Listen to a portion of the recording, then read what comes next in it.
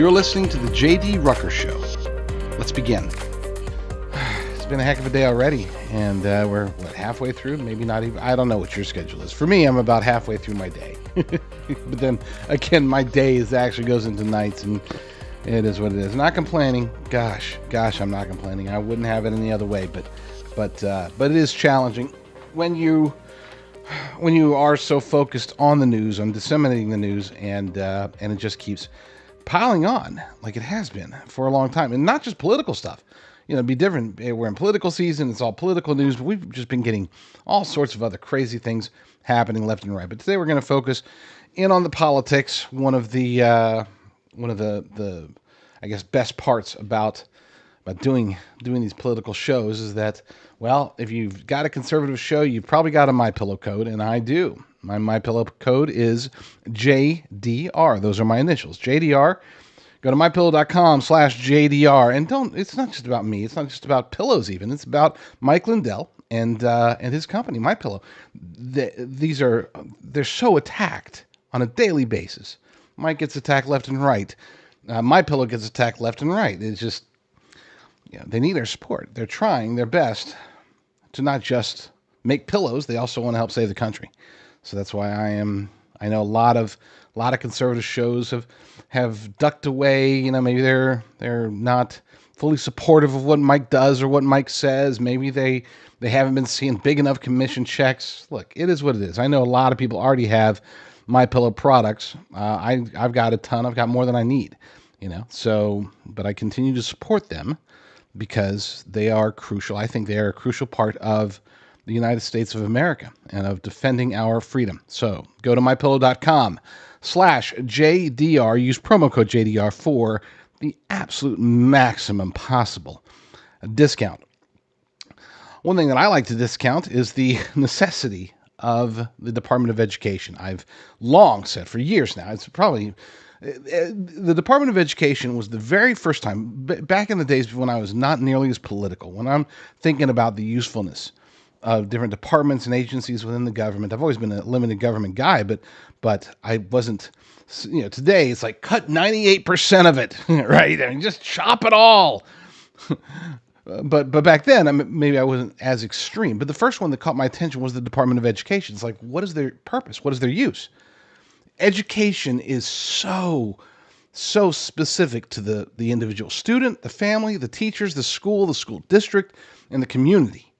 And once you get beyond that, you really don't need a whole lot of input. I guess you can make an argument for county, but really, even state departments of education, I think, are wasteful and counterproductive. And the federal Department of Education needs to go. It's needed to go for a long time. It is nothing but a detriment to the education system here in the United States of America. They do nothing positive. Absolutely zero. And again, even before I was more politically minded, that was the first one I recognized. Hey, maybe we should just get rid of the Department of Education altogether.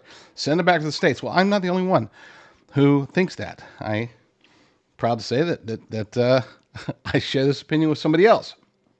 We spend more money per pupil than any other country by far, and yet we're at the bottom of the list. Out of 40, we're ranked about number 40.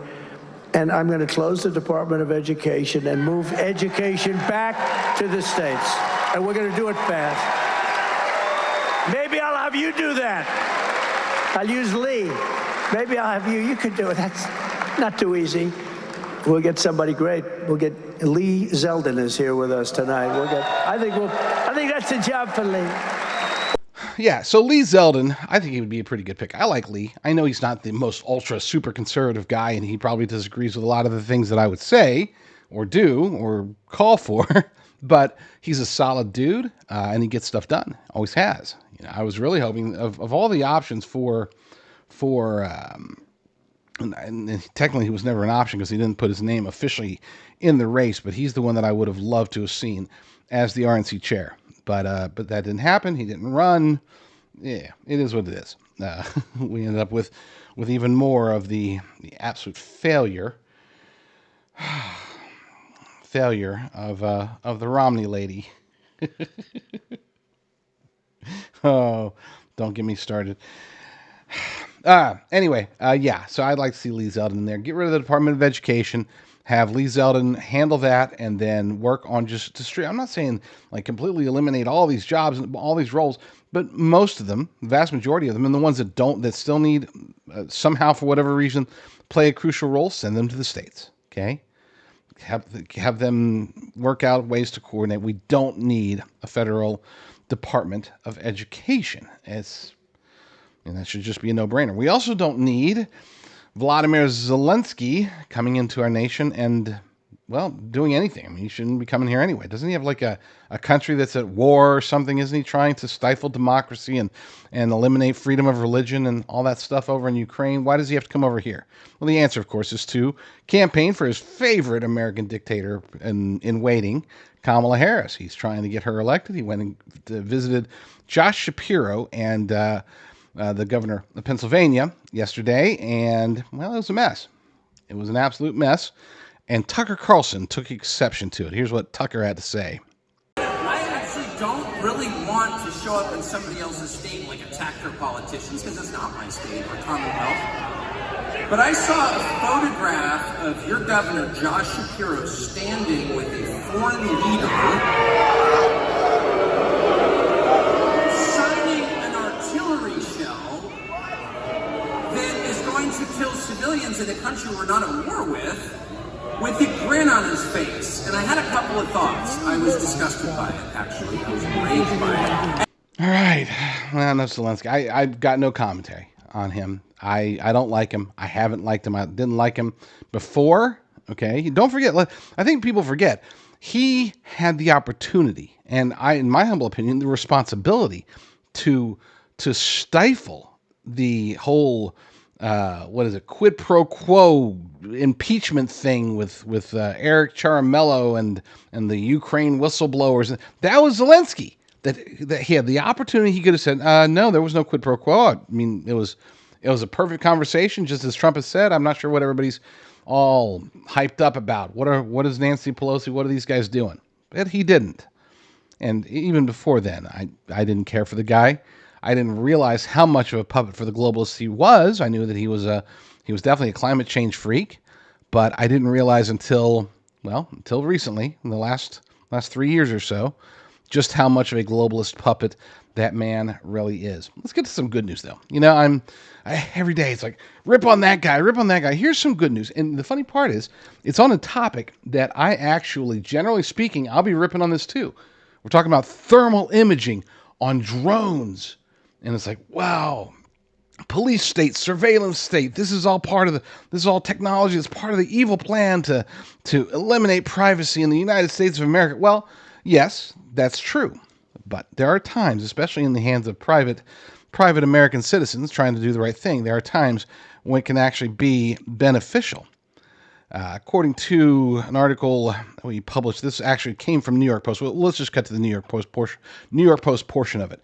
A 10-year-old girl got lost in a dense Louisiana woods after sleepwalking out of her home before being saved thanks to a helpful drone operator who spotted her using thermal images. Payne Saint-Ignan went missing from her home near Shreveport, Louisiana, at around 10 p.m. on September 14th, Webster Parish Sheriff Jason Parker told Good Morning America. The youngster was reportedly sleepwalking when she had wandered away from her home. Parker said that when his office was notified, family and neighbors had already been looking for her for about an hour before the sheriff, Louisiana State Police, and hundreds of volunteers joined in to find the missing child. A trail camera used by hunters deep in the wilderness snapped a picture of the 10-year-old and was all the search and rescue party had to track her down. However, drone operator Josh Klober caught word about the massive search for Saint-Ignan and I hope I'm pronouncing your name right, and wanted to help. He traveled 40 miles from his home in Arkansas. He arrived on the scene and he put his drone up there with thermal imaging capabilities. He owns a company, Drone Management Services, so he's an expert, but a private expert, not government, not law enforcement. He's a private citizen. Gotta love that. Let's play the video.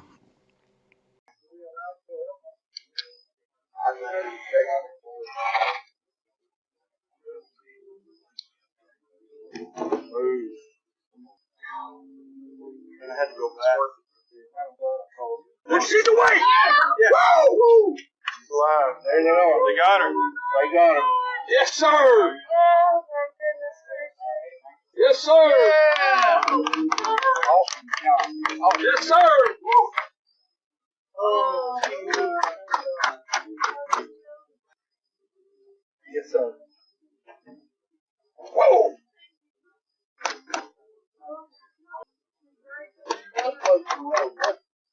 Yes, that's why I was going up down the road. There's been people all over the top of her. She couldn't find out make through the night, dude. She probably just so dehydrated and for no telling how long. She got one crop missing.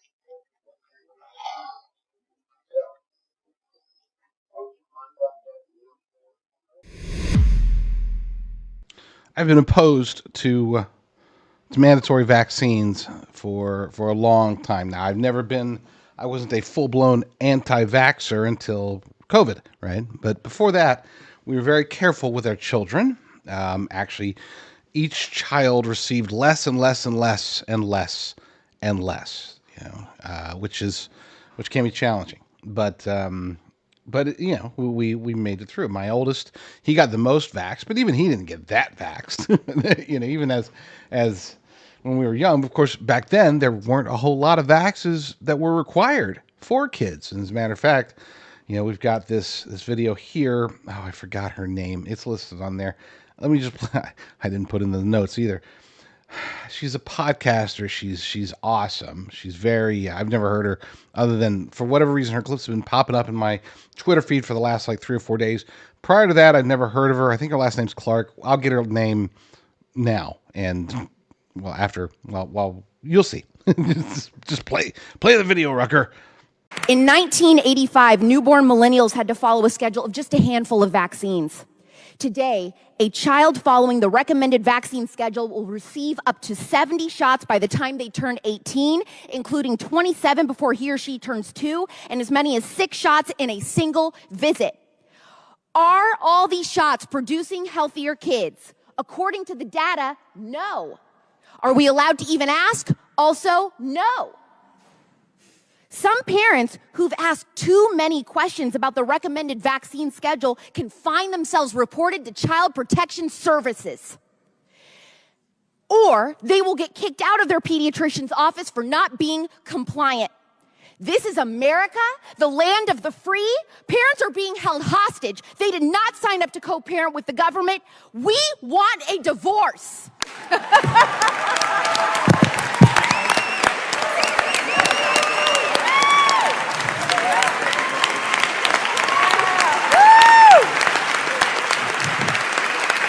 All right, Alex Clark. Her name is Alex Clark, and yeah, she's on fire. She's very upset by what's happening here, and she's not the first, and she won't be the last to call for a national divorce, or as some of us like to call a revolutionary war. Some people say civil war. I look at it more as eventually we're going to have a revolutionary war. Now, that's not to say we got to take up arms and fight our neighbors. I'm not calling for violence. Before anybody makes an accusation, when I say revolutionary war, I'm talking about a war of, in every field possible, politically, culturally, religiously. Okay, we need to start taking on this stance of a true threat around us. Danger near, danger near. Take that perspective and run with that, and then perhaps, just perhaps, maybe we'll be able to get some good information and get some of our freedoms back. Speaking of freedoms, she is not I forgot her, Clark, whatever. What is it? Is Andy Clark? No, that's not right. I forgot her name already. That lady. She's not the only one out there trying to get the truth out about vaccines, not just COVID vaccines, but vaccines in general.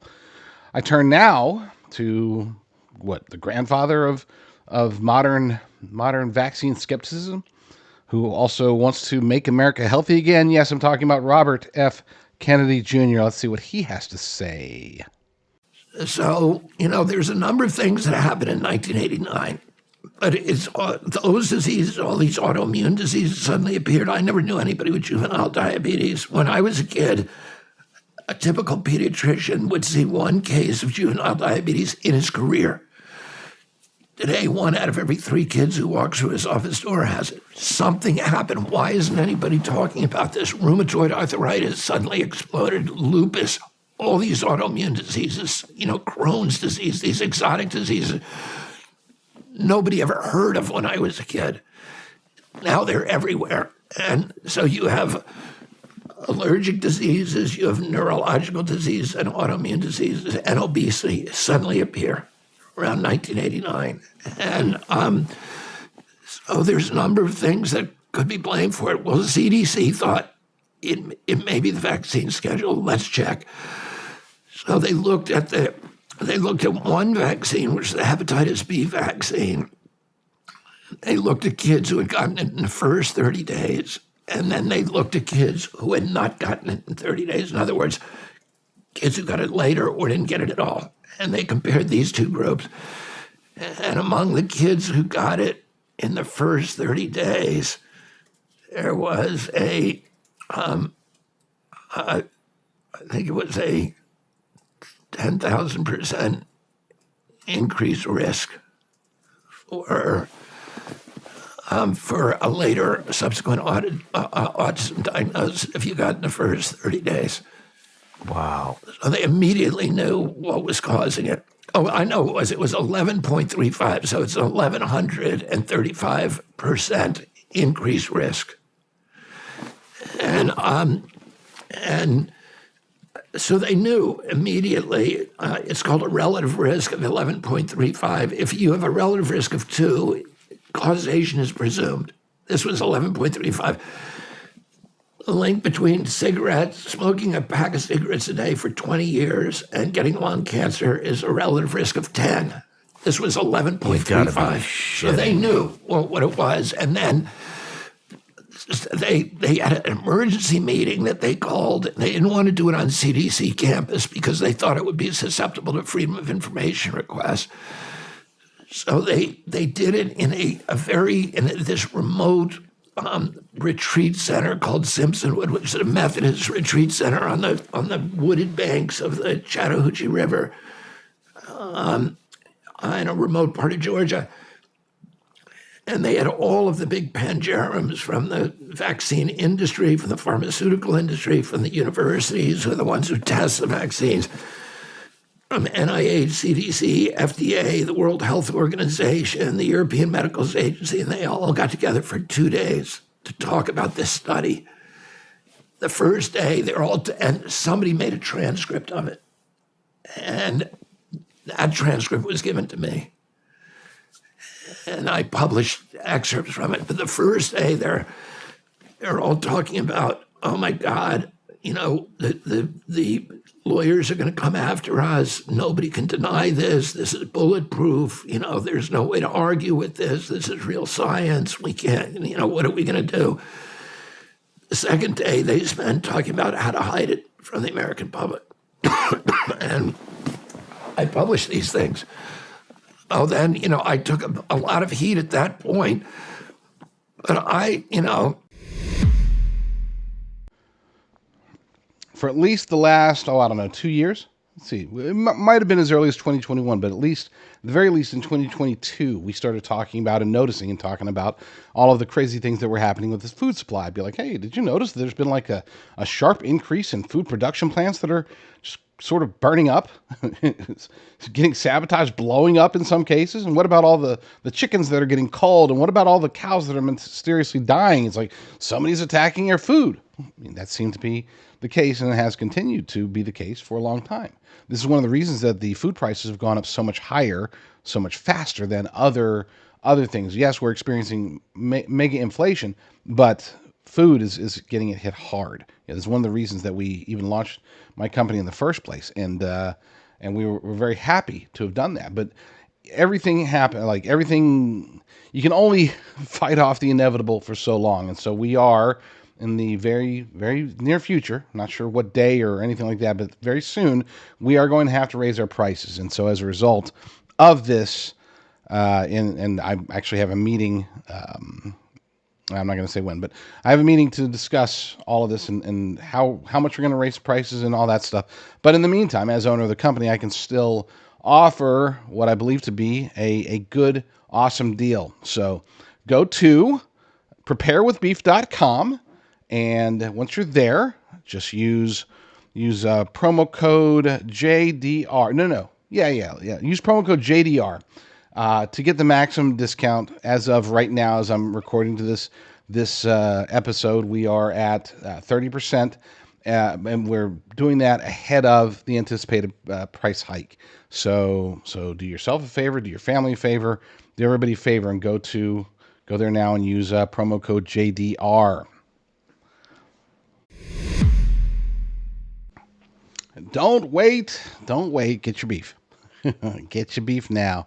So, I think that it's clear that when it comes to certain issues, a lot of conservatives, a lot of Republicans are hesitant. They're reticent to talk about them because they don't want to be called bigoted. Just as an example, the cultural decay here in the United States of America is crystal clear. It's apparent to everybody. Okay, anybody who's paying attention, they know that the cultural, especially if they're old enough to remember, maybe some of these younger kids who didn't get to experience American culture before it became whatever it is today. It's not, and today we don't have American culture. We have this odd, it's like eggshell culture, right? You don't want to get caught culturally appropriating anything. You don't want to be called this or that. Yeah, it's the dumbest thing. Okay? I get it. I understand why, for example, why people are so opposed to blackface. And look, it was used. The history of it is appalling. But with that said, I would say a majority, at least a plurality of Americans really have no idea why they hate it. Just they're told that they hate it and it's supposedly racist. And I'm not saying it's not, by the way. I'm not defending Rucker's defending blackface. No, but I mean, we get all bent out of shape, especially when we look at old stuff. Unless it's like one of the Jimmy, I don't know if it was Jimmy Fallon or Jimmy Kimmel or some Jimmy, when he's wearing blackface and doing his Karl Malone impersonation. That was like the most degrading thing possible. Okay? Imagine this. Imagine if Tropic Thunder came out. I mean, Tropic Thunder came out, like 10, 15 years ago? It's not like that old. Okay? There's no chance that movie would be allowed today. Not even close. Okay? Robert Downey Jr. was nominated for an Academy Award for that role. And today, the movie wouldn't be allowed to get played. Okay, that's the sort of insanity that we've gone through. And when I'm talking about cultural decay, I'm talking about not just, there's the American way of doing things. I'm all for, hey, we celebrate all the, St. Patty's Day or Cinco de Mayo or whatever, people have these celebrations, those celebrations that they embrace their culture, except we're not allowed to embrace our culture anymore. And when I say our culture, by the way, keep in mind, I am a legal immigrant. Okay, so I have adopted this American culture, this desire to embrace, to wave a flag around on the 4th of July, or to have a cookout on Memorial Day and remember our fallen heroes. These are things that there should be no question. This is just what we do. And yet we live in a society today where that such practices, you might be called a white supremacist, even if you're not white, by the way. You might be called a white supremacist if you engage in such activities. And this cultural suicide that we're experiencing right now. It doesn't get talked about nearly enough. And so that's why I'm so happy that Donald Trump brought up, he didn't use the same terms that I do, but listen to what he's saying and understand that what he's saying is basically what I'm saying. But it takes centuries to build the unique character of each state. And we are going to. And when you do that, so the number 1 rated country is Norway. The number 2 is like Denmark. And, on and on it goes. Spend much less money than we do, and they have the finest education. In New York City, a few years ago with de Blasio, who is one of the worst mayors in history, by the way, he said, we're going to go with the Norwegian system. That didn't work out too well, okay? When they start throwing the teachers out the window, that wasn't working out. They don't do that in Norway. Historically, they haven't thrown too many teachers out the window in Norway. But we're going to make it good. And what's going to happen is out of the 50 states, you're going to have 35, like Different ones, Iowa will do good. A lot of the states will do very good. I can think of probably 30, 35 will be good, and 5 will be okay, 10 will be okay. You'll have 4 or 5 that will be terrible, but that's okay. We have to control it. But you'll have Idaho. You'll have Idaho will do a great job. They, no debt, no this. They run a great state. A lot of places will have will have education that can compete with Norway and Denmark and this, but we'll have certain places, and it's the same places like Gavin Newsom, who's a terrible governor. You'll probably have a problem in California, but what you do is you give it to the local communities, and they'll have a great educational system. You don't want to give it to somebody like Kamala because she destroyed San Francisco and then destroyed the whole state. But reckless migration policy can change it very quickly, and it can destroy everything in its way, just like we've seen in London and Paris and Minneapolis. Look at what's happened in London. Look what's happening in Paris. If Kamala Harris wins this election, she will flood Pennsylvania cities and towns with illegal migrants from all over the world, and Pennsylvania will never be the same. You will never be the same. When I'm president, all migrant flights to Pennsylvania will stop immediately. By the way, all migrant flights. Not only to Pennsylvania, everywhere. No, but how about they get caught? We just found that out a few months ago. They're saying, no, we're fighting. In the meantime, people are just pouring in. No, we want to do it. And then we learned that the airplanes are flying. That means that, it's just a big con job. Remember this. For a long time, she's been talking about her experience at McDonald's. I worked at McDonald's over the French fries. It was so hot. I think I'm going to go to a McDonald's next week someplace. I'm going to go. Might not be in your place. I'm going to go to a McDonald's, and I'm going to work the French fry job for about a half an hour. I want to see how it is. But she said she worked and she grew up in terrible conditions. She worked at McDonald's. It was such. She never worked there. And these fake news reporters will never report it. They don't want to report it because they're fake. They're fake. They don't want to report it. She never worked at McDonald's, but it was a big part of her resume. They went to the different places. Did she work here? Did she work here? Did she work here? She said, we don't know who the hell she is. Leave us alone. We're making hamburgers. We will end the invasion of small-town Pennsylvania, and we will end the destruction of America. It's destroying our country. Well, when he's right, he's right. And he's definitely right. Let's see. Do we have time? We do. We barely have enough time. One more video. Heartbreaking one. I'll get personal. I'm a woman who's had an abortion. I'm not proud to say that, okay? It's a decision that 5 years later, I'm really regretting. I thought that having reproductive freedom meant to have that decision. And I was fed a lie. And I wasn't prepared for the mental consequences of my choices. Life begins at conception. I'm also a scientist. Trump's policy of saying this should be a state choice is, in my opinion, so much more respectful and empowering of women than saying that abortion should just be allowed. Like I said, it's heartbreaking. Look, obviously I'm not in favor of abortion of any sort, but that's, I know, a minority view even within the Republican Party, and that's fine. It's not a hill that I'm willing to die on, but I do try to fight it. If you're watching on Worldview Tube, we got Roger Stone coming on next, and then I'm back for another hour after he's done. If you are watching on my Rumble channel or RVM, stay tuned. We're going to take a short break, and then when we get back, we'll play that hour that we're going to be playing an hour from now on Worldview Tube. Stay tuned.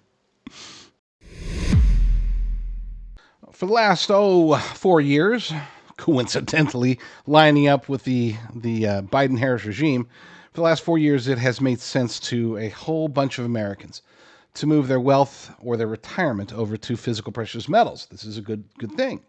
Okay, and I'm not a financial advisor. I'm not giving you financial advice. I'm just telling you that it's happening. A lot of Americans are doing it, and they know why they're doing it. Between de-dollarization, inflation, the potential for recession, everything that's going on, the turmoil that's going to come with the presidential election, regardless of who wins, by the way, there's going to be economic turmoil before, during, and after the election. We know this. This is coming. So a lot of people are trying to find the higher ground of physical precious metals. The challenge there is that not all gold companies are made the same. Look, I know that you might seem like they are. It seems like, oh, everybody's got their conservative commentators that promote them. The difference between me and these other conservative commentators and show hosts and whatever is that I actually did my research. And unfortunately, I've come to the conclusion that the other ones could not have, because if they did, many of them, not 100%, but a lot of them, if they did their research, if they knew exactly what they were promoting, there was no way they would touch these companies with a 10-foot pole. A lot of these companies are promoting their gold and silver, but they're doing so at huge markups. I mean, we're talking in sometimes over 100% markup on the gold and silver they're putting into gold IRAs. I work with a faith-driven company, Genesis Gold Group, and they do not charge enormous premiums on top of the gold in order to get you your $10,000 in free silver or whatever gimmick is being pushed. They just deal with you directly, honestly, from a faith-driven perspective. This is the only company I've ever seen in the industry that actually will sit there and pray with you. So check them out. See if they can help you. Go to rumblegold.com, and see what Genesis Gold Group can do for you today.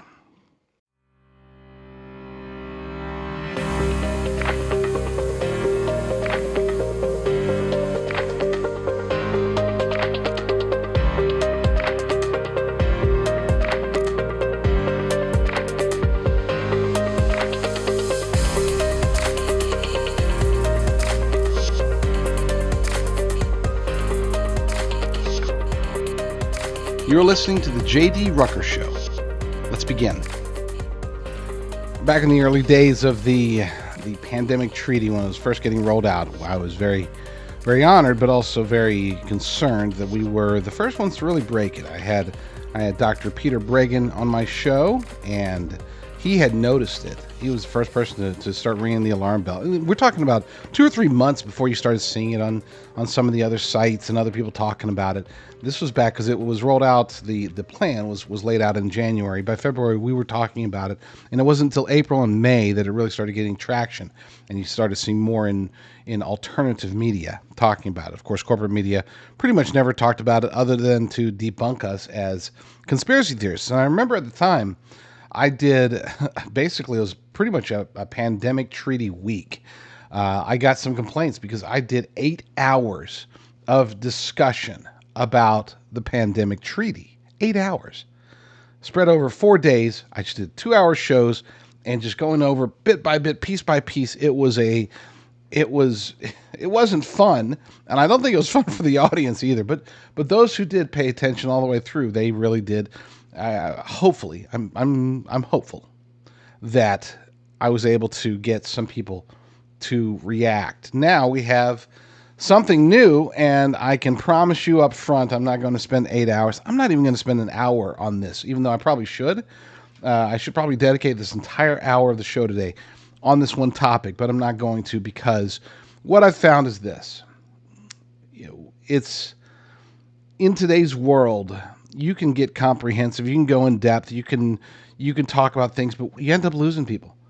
And my intention here, I don't care about being, I am the expert on the United Nations and globalism and Pact for the Future. Number one, I'm not. Okay, I do my own reading, I do my own research, I watch videos, I read articles, I talk to smart people, and I come to what I believe to be are good conclusions. But going overkill on it does, well, that's why it's called overkill, because you did too much. So I'm going to keep my discussion for the Pact for the Future, the United Nations, the new global order that they're planning, everything about it. I'm going to try to keep it nice and tidy. We're not going to dwell on it. Like I said, even though part of me, I really wanted to, it's just a 56-page document. I could go over that whole thing in just a couple of hours, but I won't. We're going to give you the Cliff's Notes version of it today. Before we do that, shout out to my good friends over at Jace Medical. it is conceivable in the near future, or even the distant future, but it's sometime in the future, it's very conceivable that infrastructure could fall apart. That the things that we get today, we go to the pharmacy and we pick up whatever meds we need, antibiotics perhaps, or whatever. Yeah, it's possible that that's not going to be very easy at some point in the future, whether it's because there's turmoil and martial law or natural disasters or any. Just pick out your favorite fear mongering tool and say, oh, that could happen, that could happen. My favorite is EMP. Any moment there's going to be an EMP in the sky and we're gonna go in the dark ages. I'm not downplaying that, by the way. I'm just saying that you could look. I don't get scared because as a Bible believing Christian, I've read the book. I know how it ends. No matter what turmoil we go through today, it's going to be okay. It'll be okay. It'll be more than okay. It's going to be spectacular once we're out of this world. But while we're in this world, we still have to be prepared. That's why I have partnered with Jace. They offer long-term storage antibiotics. They offer chronic meds if you have diabetes or cancer or anything, where you're going to need medications, even if the infrastructure falls apart, the grid goes down, anything crazy happens, you're going to need these things. And what a lot of people don't realize is that even though we get sometimes 2 weeks, sometimes 1 month, sometimes 3 month prescriptions, you can actually get them for a lot longer. And you can and should. You should start getting number one, get a stockpile and then start rotating through it. You don't have to be like, okay, so I got a 2-year supply, so that's good for the next 2 years. No, you got a 2-year supply, so then you keep going. And then when you get another 6-month supply, you do that during the first 6 months of using your 2-year supply so that you'll always have a 2-year supply and it's rotating through and, expiration dates and all that good stuff. Go to jdrucker.com/meds. That's jdrucker.com/meds. Reach out to the good folks over at Jace Medical and use promo code Rucker10, one word, Rucker10, the number 10, Rucker10 for $10 off your order, and then take that money and go buy something special for yourself or your significant other. jdrucker.com/meds. All right, let's get to this article that Michael Snyder, I refer to him often because the dude's good. Okay, he really is smart.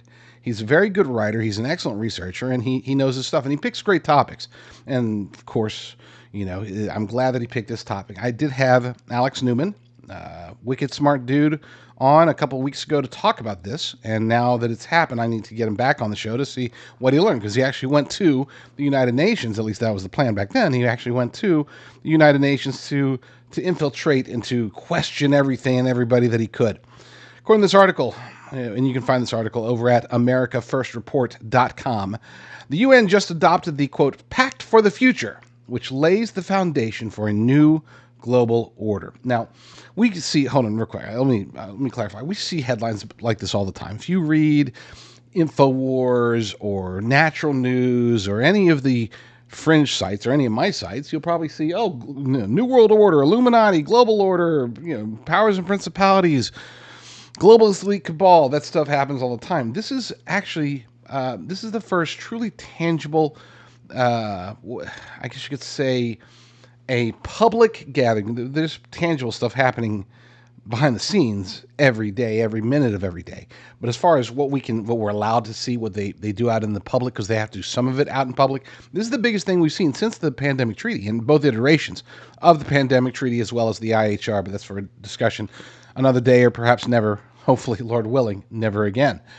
So, but again, just because the reason I'm bringing this up is I know some people get turned off. It's like, oh, global order, here we go again. No, this is different. This is real. This is legit.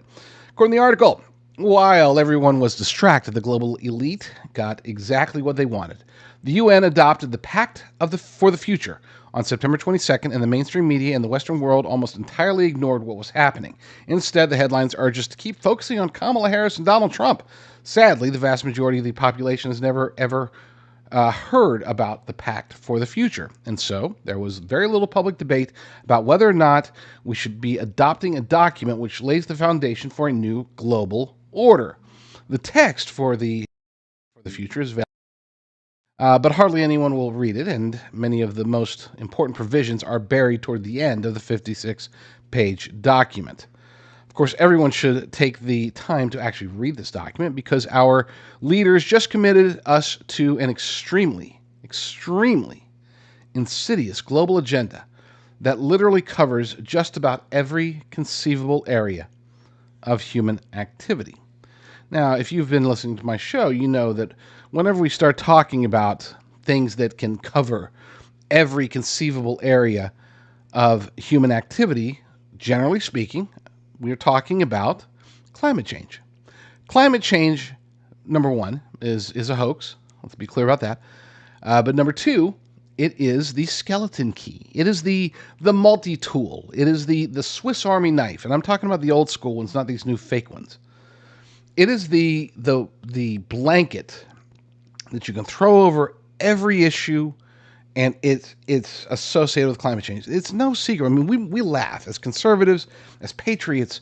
We laugh every time we hear some weird idiot go on CNN and say, well, that's due to climate change. Inflation is due to climate change, or the Mets lost because of climate change. Or, I mean, it's like everything has to do with climate change. And we're like, oh, haha, what an idiot. Except, what we don't realize, many of us don't realize, is that this talk sticks. This is why climate justice, when we're talking about social justice, racial justice, this justice, that justice, climate justice is the one that concerns me the most and always has. Because once you start throwing climate into the mix, any mix whatsoever, all of a sudden you have basically carte blanche to rule over anything that you want.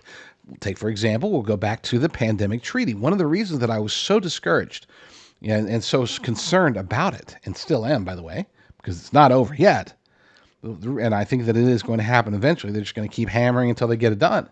One of the reasons that I was so concerned is because while on one hand they're saying this is a pandemic treaty that would give the World Health Organization basically control and eliminate sovereignty on just health issues, but then on the other hand, they're saying climate change should be considered a health issue. You had two completely separate talking points, agendas at play, but they were always going to come together. And they always will. In my humble opinion, I'm not trying to scare you. I'm just saying that I think that I still believe that this is the pathway through which they'll be able to establish full control over the world through the World Health Organization on behalf of the globalist elite cabal within the World Economic Forum, the Council for Inclusive Capitalism, and yes, the United Nations. All of the major groups, Club of Rome, all of the major groups are going to have a little piece of the pie, okay, and they each represent, of course, the Prince of Darkness. They all answer to Satan, and so they're just taking the little bits and pieces. You think World Economic Forum, that's for recruitment and for that's a think tank, right? But it's really about recruitment, and it's about getting sort of like the PR wing of the globalist elite cabal. Then you have the Council for Inclusive Capitalism, which is driven by the Rothschilds, the Rockefellers, the Vatican. This is the action arm. This is why you don't hear much about them. I mean, even most of the quote-unquote fringe, the alternative media people don't talk a whole lot about the Council for Inclusive Capitalism, and that's for a reason. Okay? They are, you want to talk about stuff, you go to the World Economic Forum. You want to get stuff done, you go to the Council for Inclusive Capitalism. That's where, they take action. And they don't take credit for it either. World Economic Forum has been out there, trying to get headlines. You've all Noah Harari out there doing interviews with anybody who'll have him. You've got Klaus Schwab doing Klaus Schwab things. You've got you got in open societies, you got Alex Soros out there taking selfies with literally every single possible leftist that he can get a hold of, right? I mean, it's ludicrous, but the Council for Inclusive Capitalism, they stay in the shadows, and they are arguably the most dangerous of all the various globalist groups out there. Okay. That's the setup, right? So now you've got the United Nations, their division of this globalist plan. And that's what the Pact for the Future really is. That's why it's so concerning. That's why it is disappointing that we have so many distractions, that nobody was talking about this. Again, I had Alex Newman on, and that was great. I love having him on. But, who do we reach? Did we reach thousands out of the billions? Yeah, probably. Did we reach tens of thousands? Maybe. But we didn't reach hundreds of thousands. We didn't reach millions. Okay, I'm not Charlie Kirk. I'm not Dan Bongino. I'm not Tucker Carlson. And I wish we could get, and I'm praying we could get those people with bigger audiences than me, to talk about this stuff, because it needs to be talked about. It so desperately needs to be talked about. Bugs me. But hey, you know what? There's bigger headlines, right? There's bigger discussion points. Oh, Diddy did this and Diddy did that, and you know, I posted a tweet.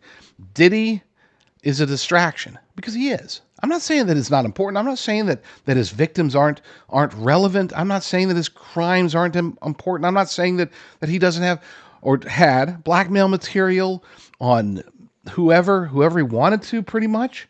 I'm not saying that he's not the Jeffrey Epstein of the entertainment world. That seems to be the case. I'm not saying that he's not a deep state operative. I'm not saying any of that stuff. I'm not saying that his story wasn't important. But that doesn't mean that it wasn't a distraction. What about Ryan Ruth? Okay, I mean, everybody's focused on, oh, Ryan Ruth, you know, his son was arrested as a pedo, and you know, he's not getting any bail, and I mean, it's like we're covering this over and over again. This dude hung out, and again, I'm not trying to downplay what he did. I mean, we're talking about somebody who tried to assassinate President Trump. That's a big deal. But are these really topics that are going to affect us, affect our world, our lives, a month from now, 6 months from now, 5 years from now, a decade from now, if we're still even here, which I don't know.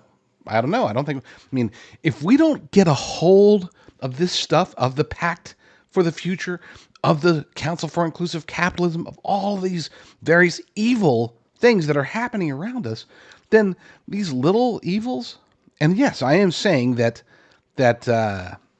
Ryan Ruth is a little evil. I don't think that he actually would have assassinated President Trump. I'm not even sure if that was the plan. I think that his plan the entire time, through his handlers and in the deep state, his plan was simply to get caught. I know that sounds crazy, but I think he was just supposed to get caught. And I talked about this right after it happened.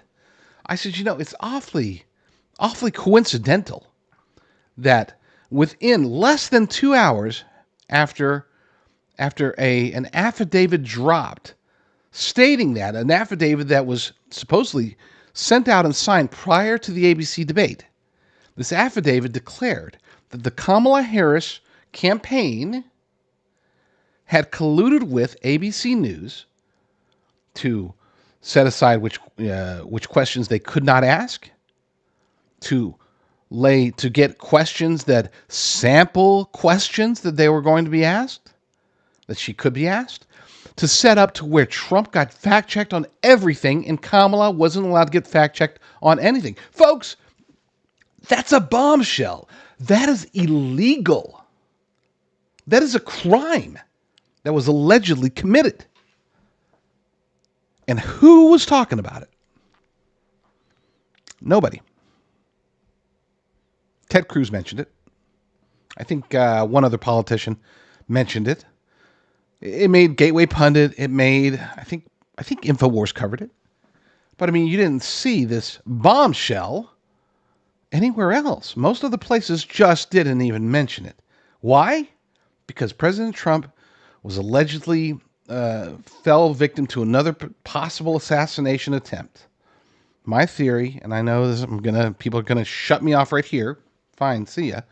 But my theory is that they're like, oh crap, you know, do we have any operatives in the area? Great. Let's set up a cover story. Say that he's been there for a month.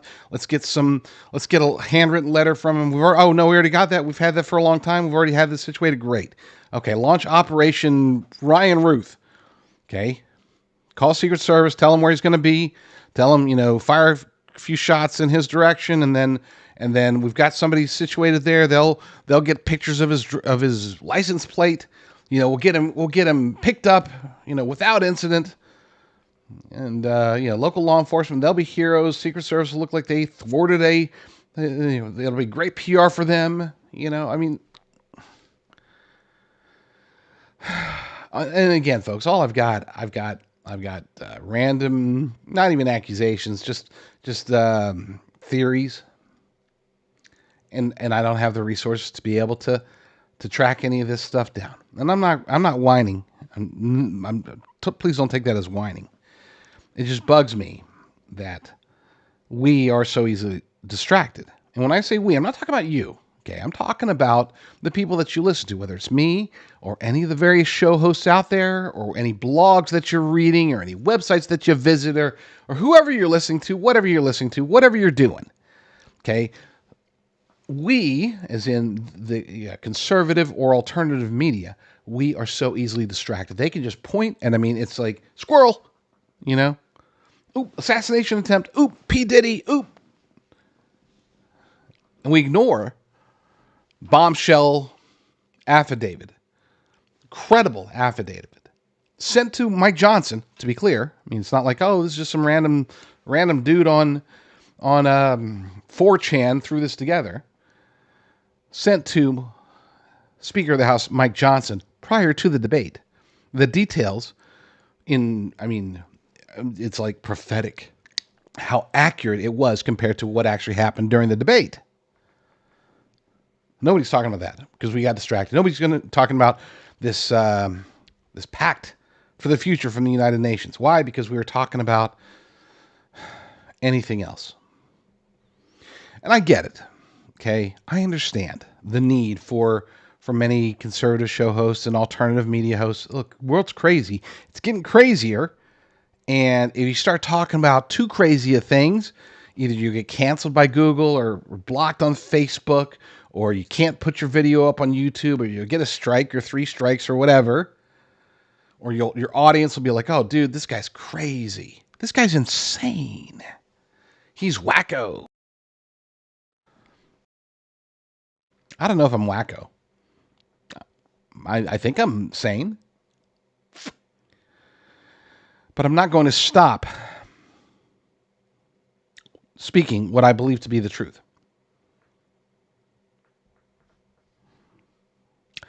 Yeah, let's get into this article. Let's take a break, and then we'll get into the article. So stay tuned. Do you have any aches and pains? Chronic inflammation might be the culprit. Meet Sweetamine, the natural way to fight inflammation. Sweetamine is packed with the amino acid glycine, the same nutrient found in bone broth that helps to regulate inflammation. Many of the diseases we face today are rooted in glycine deficiency. Just one daily serving of Sweetamine provides 8 grams of glycine, enough to stop excess inflammation right where it starts. Most people feel pain reduction after just a few days. Perfect for post-workout recovery, Sweetamine is all natural, contains no sugars or carbs, and has only 24 calories. It's ideal for diabetics, too. Use it like sugar in your favorite drinks, smoothies, or sprinkled on cereal. Try our 12-day challenge trial pack for only $19.95 with free shipping, completely risk-free. And for a limited time, enter promo code RUCKER at checkout for a $5 discount. Order Sweetamine now at sweetamine.com or call 855-GET-SWEET. That's 855-438-7933. Live pain-free with Sweetamine and take the challenge today. I would say it's definitely best practice in today's world to have a med kit available with you wherever you go, whether it's in your car or at home.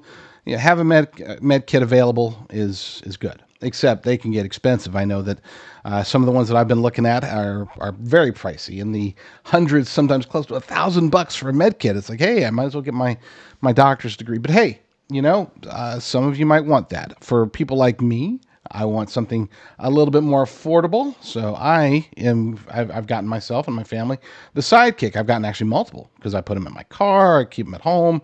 They are good. And you can get yours by going to jdrucker.com/sidekick. That's jdrucker.com/sidekick. I actually, it's funny. We did the Sweetamine commercial. I actually put Sweetamine in 1 cup of coffee a day. It is good. It is, but I don't do it for the sweet. I hate sweeteners in general. I don't do it for the flavor. I do it for the bones. It really does legitimately help me with with my inflammation, my chronic inflammation. And the reason that I know this is because days when I don't, especially if I skip it for 2 or 3 days in a row, I feel it. And I'm one of those guys. Look, drugs and all that stuff in general, I usually don't get very affected by anything. And in this case, it was like, wow, I felt that one. But anyway, let's get back to this article. September 22nd, 2024 is a day that will go down in infamy. Once the Pact for the Future was formally adopted, the following was posted on the official UN website. World leaders today adopted a pact for the future that includes a global digital compact and a declaration on future generations. This pact is the culmination of an inclusive, years-long process to adapt international cooperation to the realities of today and the challenges of tomorrow.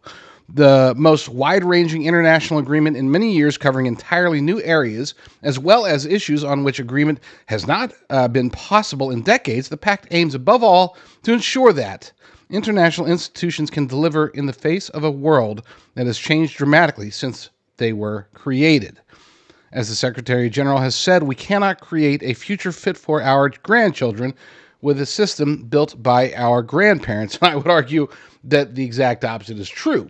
Systems that were built by our grandparents, enhanced by modern technologies, are really the best way to go. And so when we take our modern sensibilities and apply them to tried and true concepts, that's where we get into trouble. But then again, I'm a conservative. I like to conserve, and so I have a natural tendency to think the old was better than the new, and usually I'm right. You would think that the most wide-ranging international agreement in many years would make headlines all over the planet, but of course, that didn't happen. And why is that? I mean, we covered why we get distracted, but why didn't they promote this? Why isn't this like this humongous deal that they're promoting? Why aren't they calling ABC, NBC, CBS, Fox News, CNN, MSNBC, New York Times, Washington Post? Why aren't they having this grand gala, and getting Elon Musk and Bill Gates and everybody they can get? It's because they don't want you to know. They want to do this out in the public where they have to do it. I'm always reminded of, when I see situations like this, I'm reminded of Hitchhiker's Guide to the Galaxy, right? In that book, and I think they made a movie. We don't talk about that. But in the book, they declared that they'd given notice, they being the aliens, and I don't want to spoil too much, but this is in the beginning. They declared, hey, didn't you guys pay attention? We put the notice up that that this planet was going to be demolished, basically. That planet being Earth. We said we were going to be demolishing Earth like long time ago, thousands of years ago. You guys should have gotten the memo. It's been in like sub-basement C of what we met the requirements of the law. I don't know what it is about the globalist elite cabal and the plans that they have, the machinations. I don't know if they're just mocking us or if they actually have a requirement of some evil mystical reason to need to tell us things, but they do. They can't just do things, certain things. I don't know if they can. I shouldn't act as if I know, because I really have no. I mean, look. If I know something, I will talk about it. If I don't know, if I can only speculate, I'm just going to speculate. And in this case, I'm speculating when I say that it appears that they might have a reason to have to announce things to us. I don't know.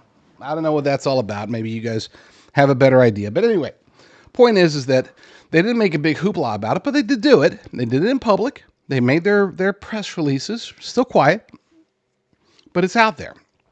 So now we're stuck with it. Now we still have to fight. I'm not saying stuck with it, so I guess we give up. It's their world, and it is, but whatever. Back to the article. The UN press release also boldly declares that the Pact for the Future will lay the foundation for a new global order. And this is again from their press release. The Pact for the Future, the Global Digital Compact, and the Declaration on Future Generations open the door to new opportunities and untapped possibilities, said the Secretary General during his remarks at the opening of the Summit of the Future. The president, that's where the Pact for the Future was signed, by the way. The president of the General Assembly noted that the pact would, quote, lay the foundations for a sustainable, just, and peaceful global order for all people and nations. lay the foundation for sustainable, as a whistle, dog whistle, just, as in justice, social justice, climate justice, and peaceful global order. In other words, calm down, don't rise up, we've got this. You peasants, you people, you just do what you're told, and you will own nothing, and you will own nothing. The Pact covers a broad range of issues, including peace and security. Any Bible readers out there?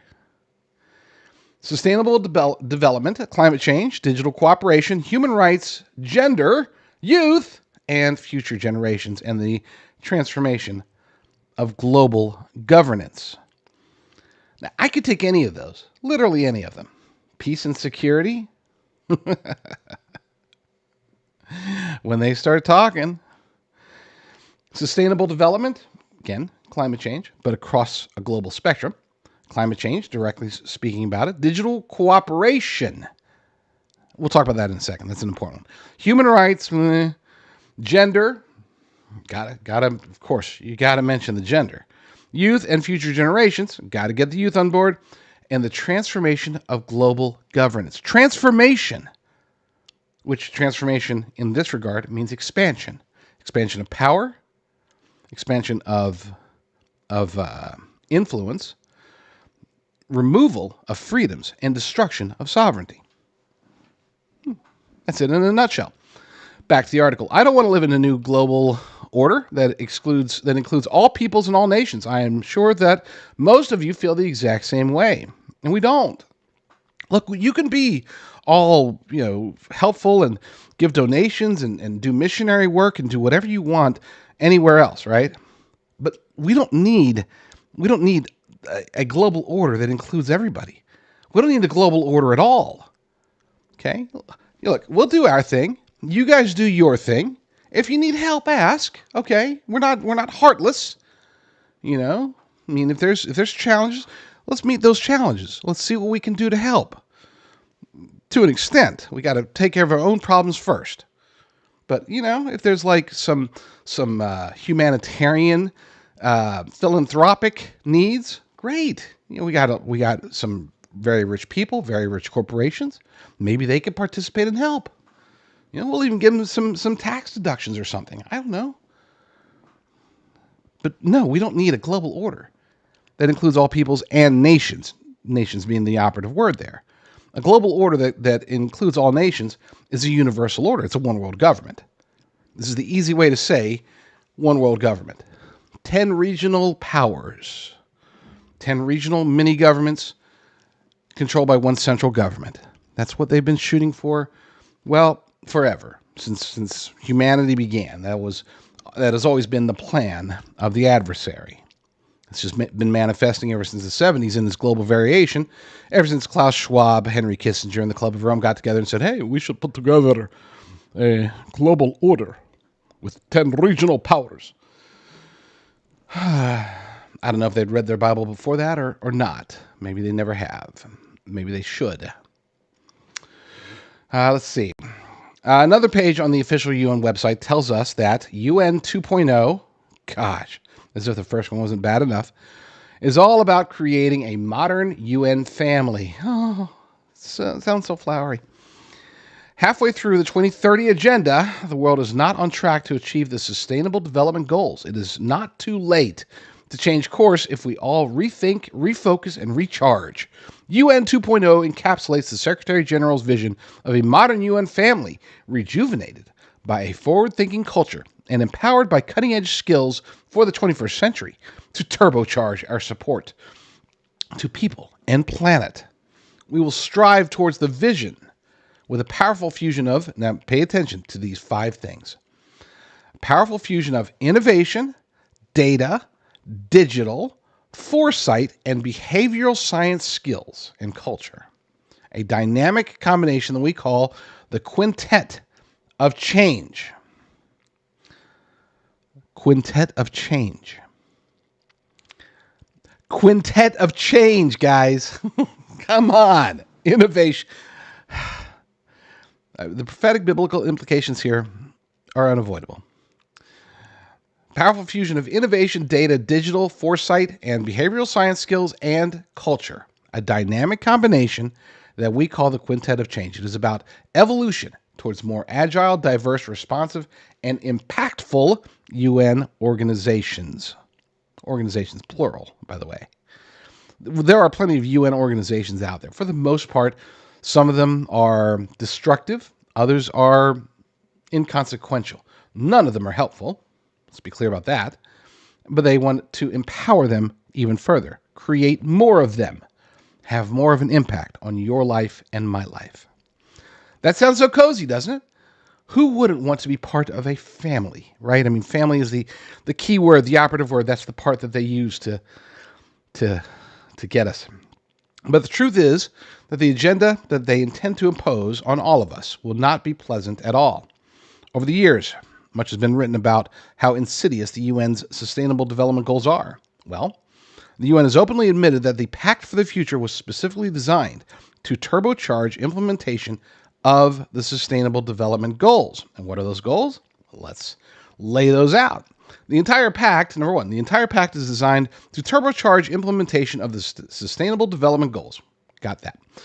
Number two, the most detailed agreement ever at the United Nations on the need for reform of the international financial architecture so that it better represents and serves developing countries, including, and we'll get into that list, but right there, global digital architecture, the international financial architecture.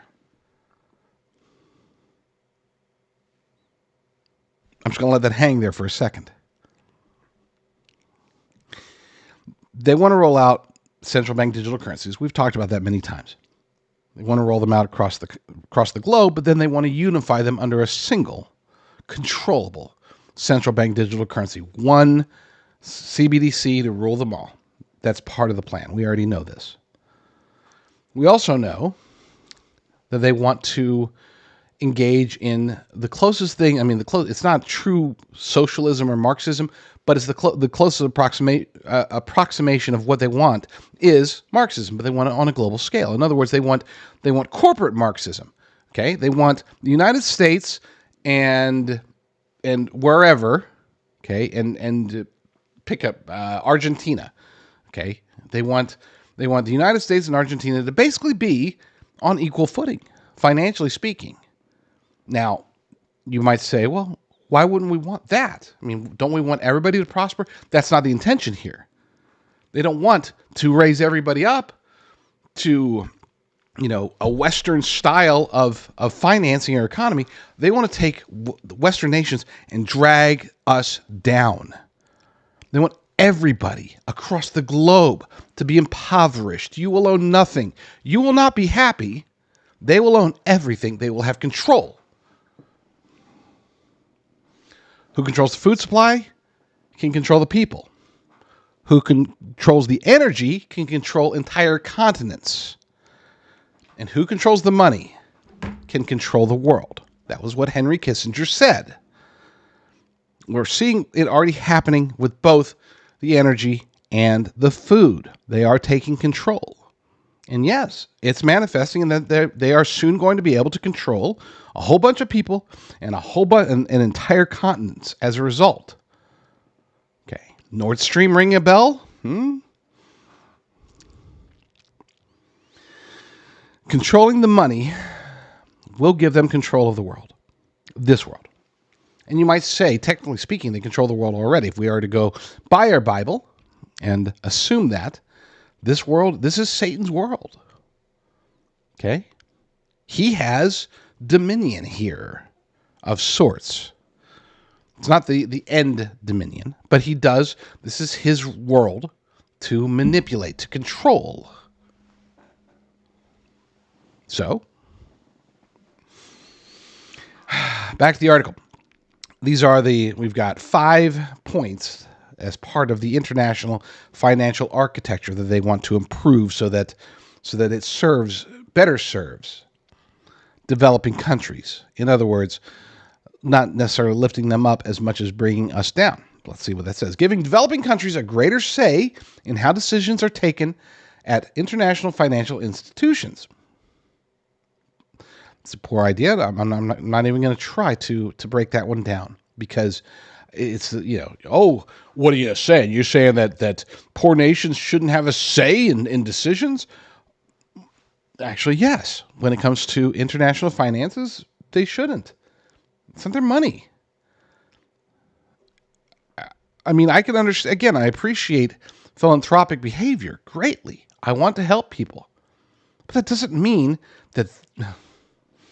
Number two, mobilizing more financial and multilateral development banks to help developing countries meet their development needs. Now you might say, that sounds like a good idea. It's supposed to sound like a good idea. If it's done exactly like they're saying here, it wouldn't be a bad idea. But instead, what they're not saying is that by mobilizing more financial and multilateral development banks, they're saying, okay, let's plant the banks here. The banks will actually have control. We'll be able to, who cares about planting governments or military or law enforcement? If we put the banks there and we protect the banks will actually determine what a particular region in a particular African or South American country, they will determine they will basically rule. They determine what gets bought and what doesn't. And again, going back to the central bank digital currency, they couldn't do that universally worldwide unless they're able to establish this first. Are you starting to get the picture? Number three, reviewing the sovereign debt architecture to ensure that developing countries can borrow sustainably to invest in their future, with the IMF, UN, G20, and other key players working together. In other words, we're going to have arenas through which we can funnel money into developing countries and do whatever we want with the money.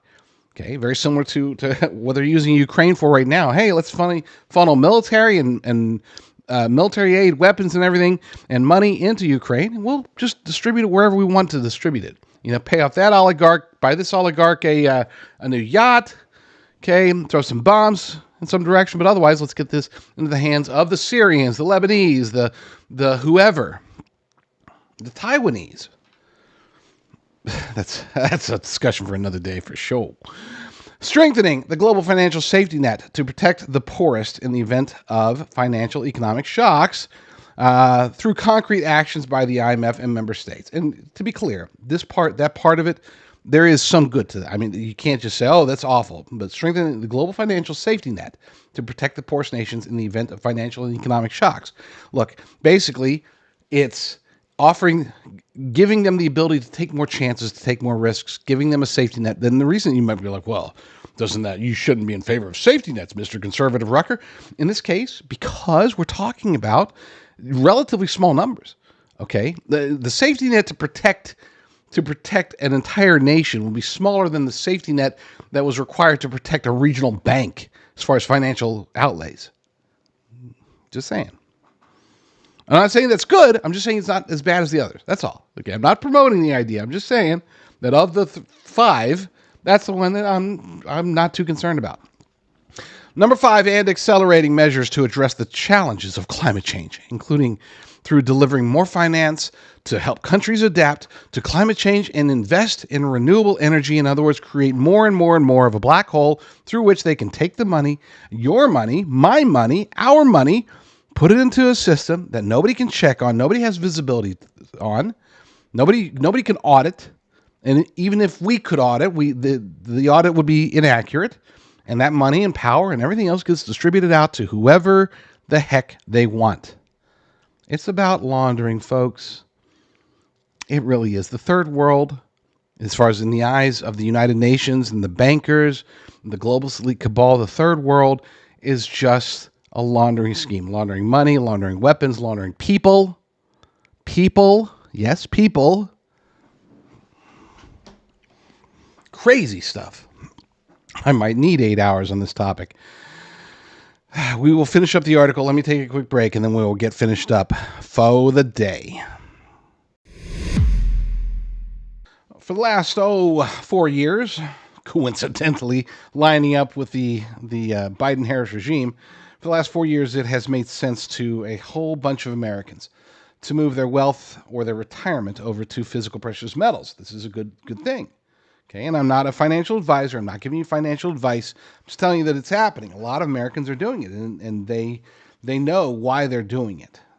Between de-dollarization, inflation, the potential for recession, everything that's going on, the turmoil that's going to come with the presidential election, regardless of who wins, by the way, there's going to be economic turmoil before, during, and after the election. We know this. This is coming. So a lot of people are trying to find the higher ground of physical precious metals. The challenge there is that not all gold companies are made the same. Look, I know that you might seem like they are. It seems like, oh, everybody's got their conservative commentators that promote them. The difference between me and these other conservative commentators and show hosts and whatever is that I actually did my research. And unfortunately, I've come to the conclusion that the other ones could not have, because if they did, many of them, not 100%, but a lot of them, if they did their research, if they knew exactly what they were promoting, there was no way they would touch these companies with a 10-foot pole. A lot of these companies are promoting their gold and silver, but they're doing so at huge markups. I mean, we're talking in sometimes over 100% markup on the gold and silver they're putting into gold IRAs. I work with a faith-driven company, Genesis Gold Group, and they do not charge enormous premiums on top of the gold in order to get you your $10,000 in free silver or whatever gimmick is being pushed. They just deal with you directly, honestly, from a faith-driven perspective. This is the only company I've ever seen in the industry that actually will sit there and pray with you. So check them out. See if they can help you. Go to rumblegold.com, and see what Genesis Gold Group can do for you today. Oh, this is such a crazy story, and I do want to spend more than just today on it, but I'm not going to. Let's get it finished up. You guys get the idea. It's over and done with.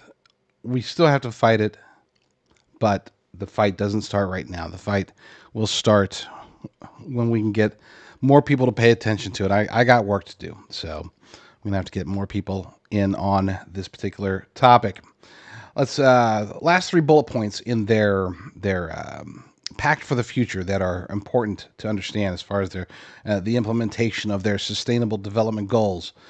Improving how we measure human progress, going beyond GDP to capturing human and planetary well-being and sustainability. In other words, they're saying money's not important. Don't worry about the money. We'll take care of the money.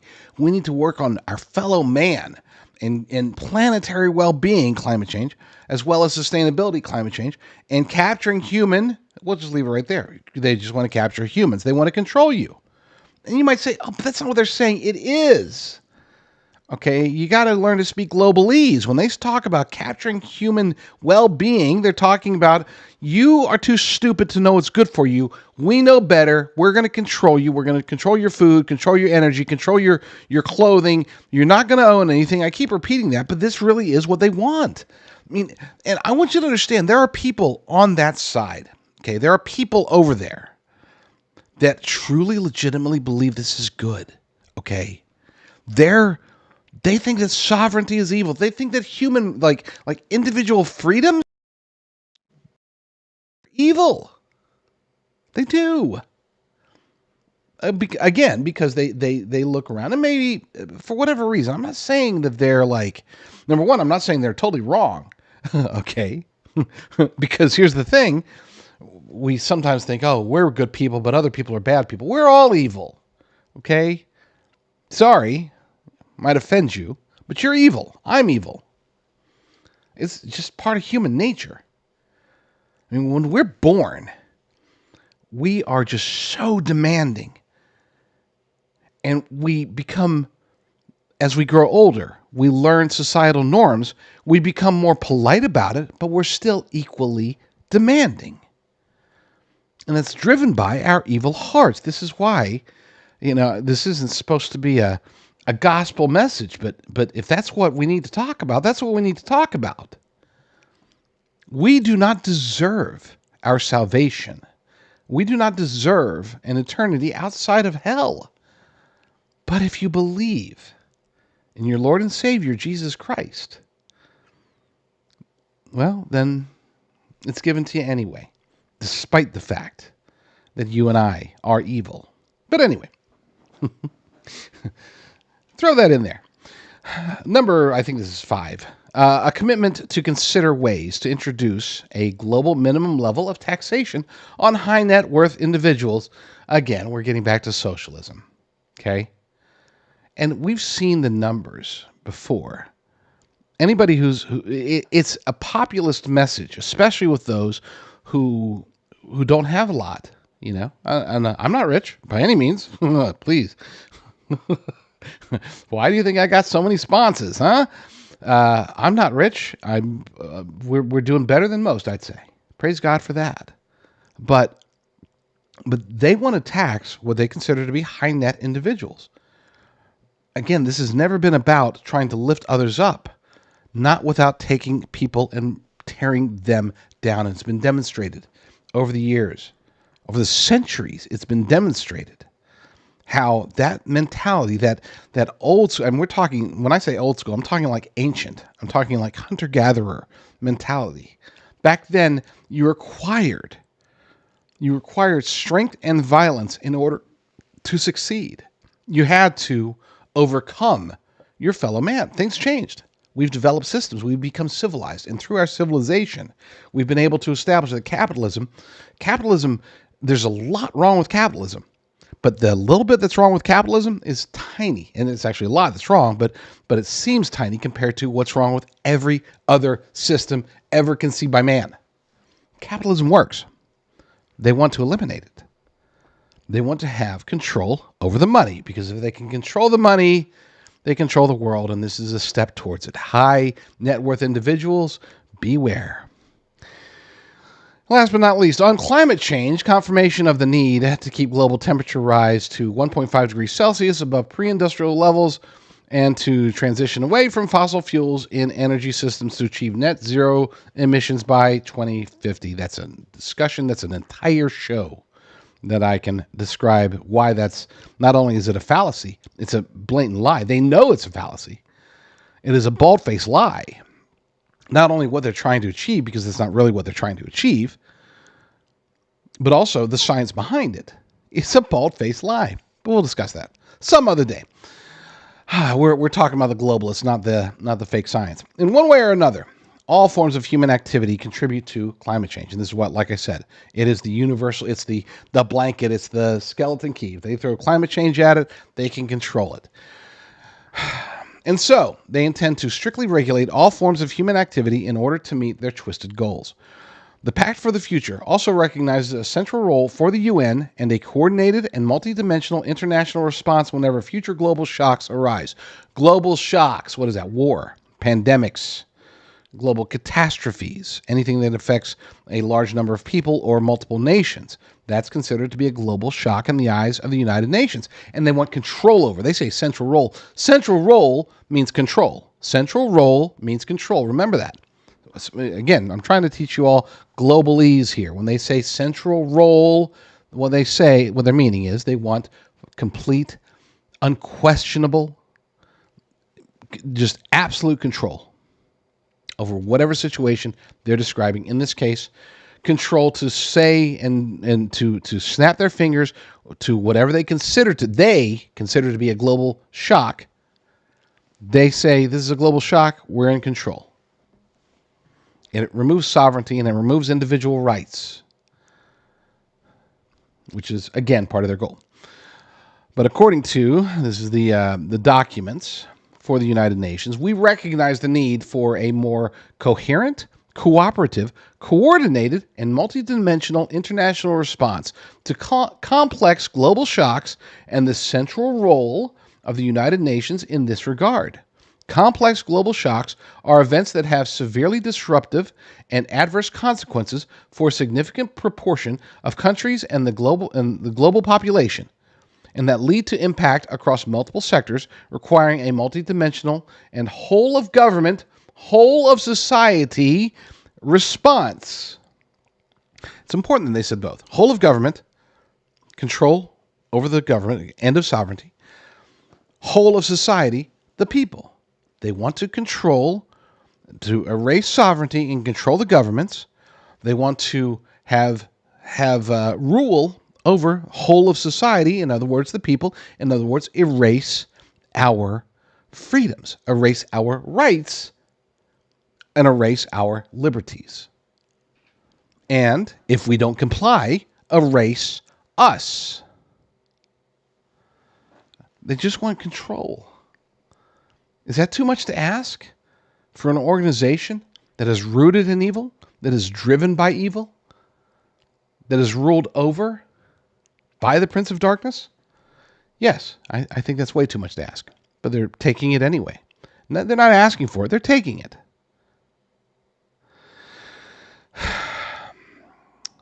Let's finish off with what Michael Snyder says here. The next time that there is a major global crisis, do you want the UN running the show and telling everyone what to do?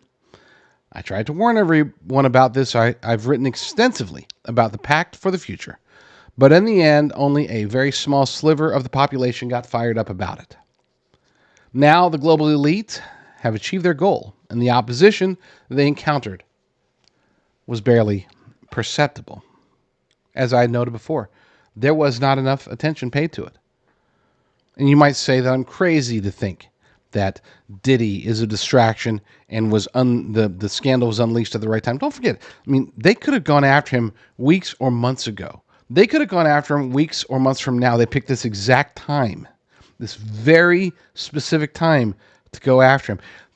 When they have those things in their pocket, and when I say it's in their pocket, what I mean is they have something, they have an event, they have a scandal, they have whatever. They don't just take it, oh, we got a scandal, throw it out there. No, they're like, oh, no, let's take this, put it in our pocket. Let's take this one, put it in our pocket. We'll save this for the right moment.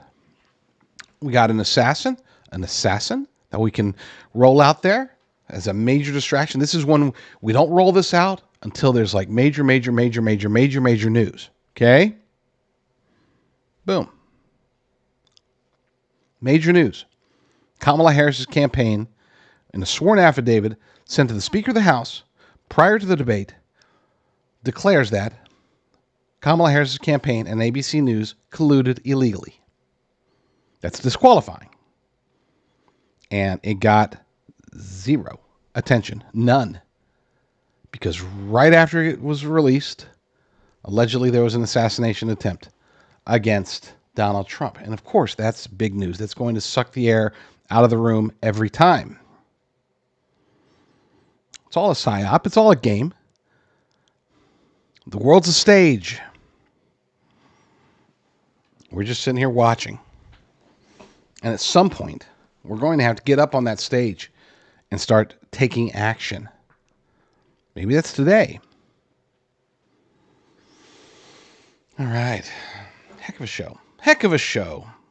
I need to do more like this. This is what I mean when I say I can talk for long periods of time about single topics. We can keep going, but I won't. Lord willing, I will be back very soon with another episode. But in the meantime, y'all stay strong, stay safe, and God bless. For at least the last, 2 years. Let's see, it might have been as early as 2021, but at the very least in 2022, we started talking about and noticing and talking about all of the crazy things that were happening with this food supply. I'd be like, hey, did you notice there's been like a sharp increase in food production plants that are just sort of burning up, it's getting sabotaged, blowing up in some cases? And what about all the chickens that are getting culled? And what about all the cows that are mysteriously dying? It's like somebody's attacking our food. I mean, that seemed to be the case, and it has continued to be the case for a long time. This is one of the reasons that the food prices have gone up so much higher, so much faster than other things. Yes, we're experiencing mega inflation, but food is getting it hit hard. Yeah, this is one of the reasons that we even launched my company in the first place, and we were very happy to have done that. But everything happened, like everything, you can only fight off the inevitable for so long, and so we are in the very, very near future, not sure what day or anything like that, but very soon, we are going to have to raise our prices. And so as a result of this, and I actually have a meeting, I'm not going to say when, but I have a meeting to discuss all of this and how much we're going to raise prices and all that stuff. But in the meantime, as owner of the company, I can still offer what I believe to be a good, awesome deal. So go to preparewithbeef.com. And once you're there, just use promo code JDR. Use promo code JDR to get the maximum discount. As of right now, as I'm recording to this episode, we are at 30%, and we're doing that ahead of the anticipated price hike. So do yourself a favor, do your family a favor, do everybody a favor, and go there now and use promo code JDR.